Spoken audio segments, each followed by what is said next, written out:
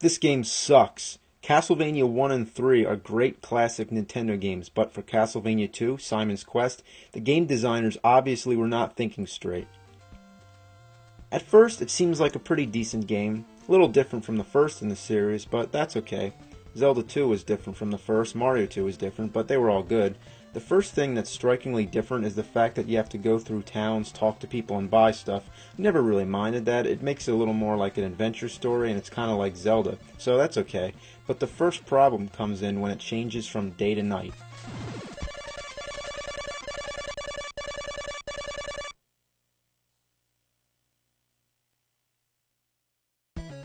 Why does this need to happen so often? Like every 5 minutes? Why does it take so long? Nobody feels like sitting through this every time. How would you like it if you were playing a game and then every 5 minutes I came over and paused it, then counted 10 tedious seconds and then let you continue to play the game? Now, why did they think that that would be a good idea and interrupt the gameplay? Did they think it would be more realistic? In real life, I don't have to stop in my tracks when the sun sets and a fucking box doesn't pop up in the air. This is one of the most annoying features in any game ever. What's the point? Yeah, the monsters are stronger at night and the stores are closed, but why is that necessary and why does the game have to stop? It's fucking retarded. And why do you have to die when you fall in the water? That's the stupidest thing I've ever seen. This guy can go all over fighting hordes of evil monsters, but he can't even fucking swim?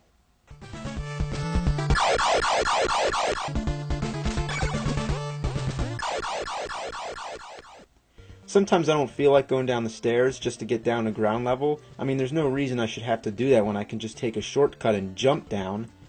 But oops, I shouldn't do that. There might be water down there.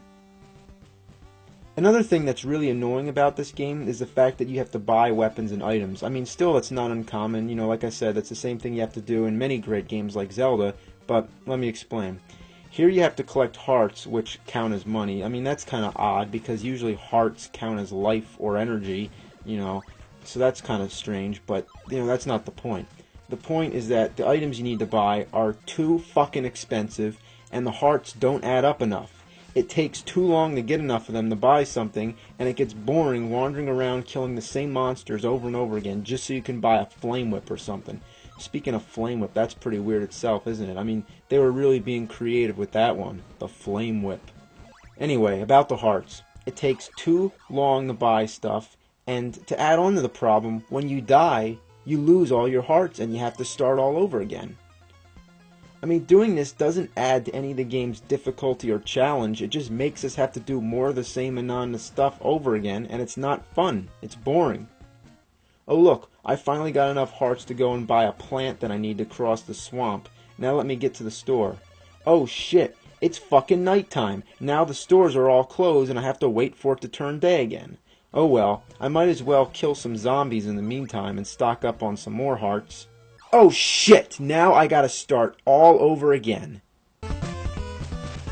One of the worst things in the game are the pitfalls, which are areas where there's like stones or blocks that look like you could walk on them, but instead you just fall through. It's impossible to tell where these spots are the first time walking through, so you just have to keep throwing holy water all over to see where they are. It's retarded. Why should I have to do that?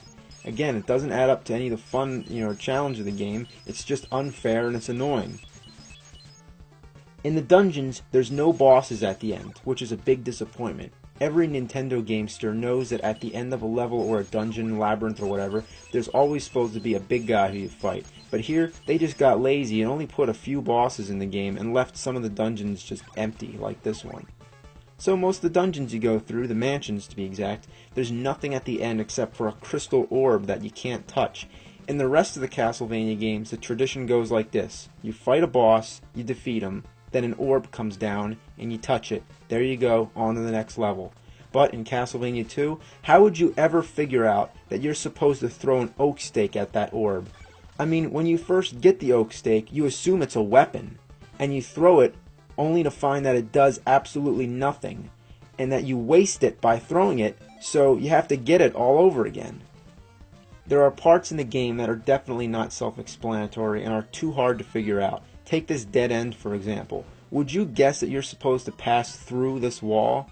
How? You have to kneel down by it for like 10 seconds. Now still, that's not enough to make it so cryptic and hidden that we can't figure it out. Oh, please give us more for our buck and make it harder so we can wander around the whole game and exhaust every possibility before we find out. Okay, guess what? You need to have a red crystal selected and be kneeling down and wait a little while before this magic tornado comes and takes you to the next part of the game.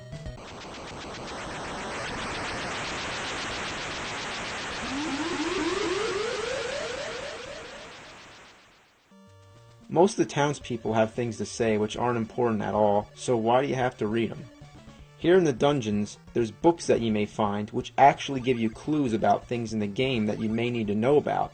But when I find these books half the time, it's by accident, so I may hit the button and cancel it out, which means that I don't even get to read it and I don't have a second chance. Why can't I do that when it changes from day to night? That would actually be helpful. So what the game designers figured is this. It isn't absolutely necessary for me to read about how to find Dracula's castle or what I'm supposed to do with an oak stake, but what I do need to read, again and again, constantly, is the morning sun has vanquished the horrible night. How about vanquish this horrible game? The only sure way to get through this awful game is to enter a code, but even that is way more tedious than it should be. While most of the Castlevania games have symbols you enter for a code, this one just has a whole bunch of numbers. I mean, like, one of those little parts would be enough for a password, but why 4? Like, why so many? In general, I hate games that have passwords like this because sometimes they have uppercase and lowercase letters. Like, the L's, you know, look like I's, the zeros look like O's, the 8's look like 5's. So, you know, why does there have to be so many digits? You know, like, why can't it just be numbers or something? Like, you know, just numbers and not letters. I mean, it takes me like 5 minutes to enter this code when it should only take like 5 seconds. It's friggin' stupid. Okay, so say we enter the code and we go to Dracula's castle. You'll be pretty disappointed how anticlimactic this game is. It isn't even worth putting in a code, let alone playing the whole game all the way through, which if you did, I feel bad for you. I mean, first of all, there's no enemies in Dracula's castle. You just walk all the way through, and the only obstacles are just like going up and down steps, which won't hurt you, and they aren't challenging either. They're just tedious. I mean, what the hell is the point of going through the castle if there's nobody to fight? Did the game designers just like run out of time or something? So then you get up to Dracula, and guess what? He doesn't look anything like Dracula. Instead, he looks like a Grim Reaper, and he throws sickles. I mean, did the people who made this game even know what Dracula is? He's a fucking vampire. Alright, on top of everything, Dracula's way too easy. Check this out. This is a trick that I discovered myself, and so could you without the help of any strategy guide. When Dracula first appears, he stands there for a while, and he gives you plenty of time to land lots of free hits. Not only does he stand there for a long time, but everything that hits him will stun him and give you even more time. Naturally, you'll probably be using the flames because it's one of the most effective weapons in the game, but using it against Dracula, it makes it simply impossible for him to even do anything. He has no chance. The second you start throwing that shit at him, you've already won. I mean, why is it that easy? Did they even test the shitty game out before they released it? What a piece of shit. I mean, I feel horrible that I had to play this game in order to make this video. But I did it to demonstrate its dreadfulness, and I forced myself to play it just so that you don't have to. So you should thank me for telling you to stay away from this horrible, steaming pile of goat shit. I mean, I know it's useless complaining about a game that was made back in the late 80s or earlier 90s or whatever, but it just blows my mind how fucking horrible it is. I mean, it's consistently annoying. Why? Why is it so bad? If all these problems were changed, then we'd have a great trilogy of classic Castlevania games, but history is history, and we might as well try to count Castlevania 3 as, you know, the second in the series, and leave this awful piece of horseshit alone, as it stands today as one of the biggest fuck-ups of all time. Thank you for listening. Good night. The ending sucks, too.